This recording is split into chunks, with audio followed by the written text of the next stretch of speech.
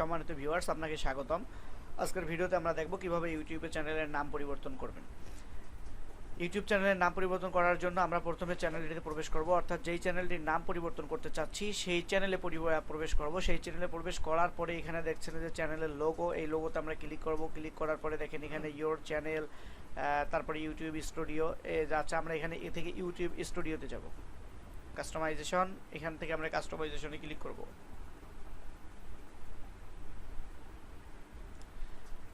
কাস্টমাইজেশনে click করার পরে এখানে তিনটা অপশন আছে, channel, customisation, layout, branding and basic info. আমরা এখান থেকে বেসিক ইনফোতে ক্লিক করব।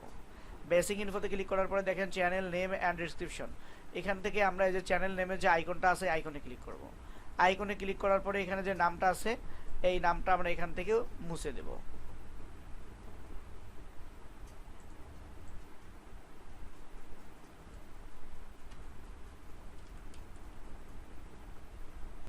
তারপর আমরা এখান থেকে পাবলিশে ক্লিক করব।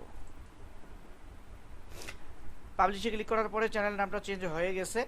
এখান থেকে আমরা দেখব আসলে চেঞ্জ হয়েছে কিনা, সেজন্য আবার লোগোতে যাব। লোগোতে যাওয়ার পরে এই যে দেখেন টেক আইটিটি চেঞ্জ হয়ে গেছে। টেক আইটিটি চেঞ্জ হয়ে গেছে। পরবর্তীতে আমরা দেখব যে চ্যানেলের নাম সার্চ করলে আমাদের চ্যানেলটা আসে না কেন।